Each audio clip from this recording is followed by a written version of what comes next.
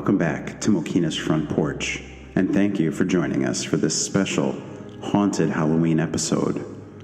Sit back and relax, and we hope you enjoy, if you dare.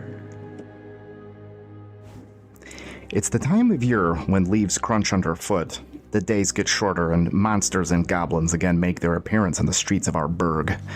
It's the season when it's easy to get goosebumps, not just from the chill of the air, but also from the mysterious tales that tend to make their rounds this time of year. Every town has a ghost or two. Some loom prominently in the narratives of their communities, while others lurk in the shadows and only reveal themselves to a select few who are in the know. Mokena has been host to stories of paranormal activity over the years, and there is one in our midst that is currently ongoing. Just ask Kim McAuliffe, owner of An English Garden, a quaint flower shop on Front Street. Situated in a historic house that has seen at least 150 years in our community, more than a few unexplainable incidents have happened in the shop over the years. As Kim was in the process of acquiring the property back in 2012, more than one person in the community approached her and let her know that the place was supposed to be haunted, with the source of the paranormal activity being an upper room that had once been a bedroom. After she moved in and some remodeling was being carried out, Kim McAuliffe was pushed by a pair of invisible hands while coming up the basement stairs. Not one to be scared, she immediately reprimanded whoever or whatever it was that shoved her.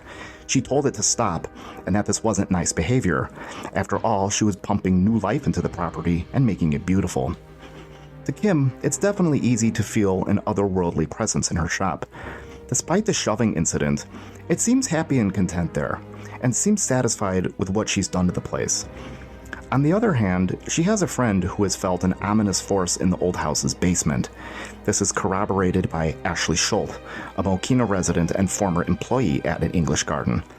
While generally not afraid of basements or small spaces, she reports an oppressive feeling there, specifically in the southeast corner. She also recounts how items once fell off a counter in a room in the house's second floor, as if swept off by an unseen hand. If one looks closely at the past of the old house where Kim McAuliffe keeps her flower shop, one will find a long and interesting narrative. If ghosts are what we think they are, namely the spirits of people who have abruptly and perhaps violently lost their lives, some candidates rear their heads for the identity of this local phantom.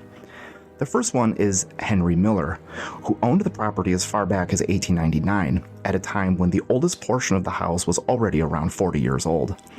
He and his wife sold the place to their daughter Minnie Krager and her husband George in August 1901. Within days, Henry Miller was dead after being hit by a train west of town. Not too long after the dawn of the 20th century, the Schenkels moved in, a family that would be indelibly linked to this property for decades.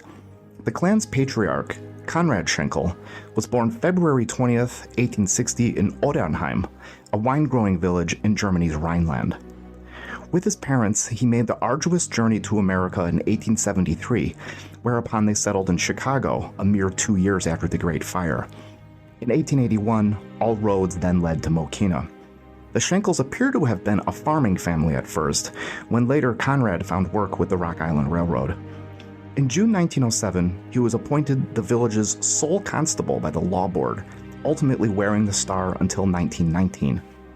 In his years in this position as town lawman, he broke up countless fights, locked up many a miscreant in the village calaboose, trailed many suspicious characters, and even held watch for pranksters on many a cool Halloween night. When Conrad's wife, Kate Schenkel, passed away in 1911 after a battle with cancer, the historic record indicates that it happened in this house. Less than a year later, Kate's mother, Catherine Berger, died of old age on the premises after having made her home there for the previous 3 years. Another candidate for the energy that still remains in the flower shop would be Conrad and Kate Schenkel's adult son, Edward.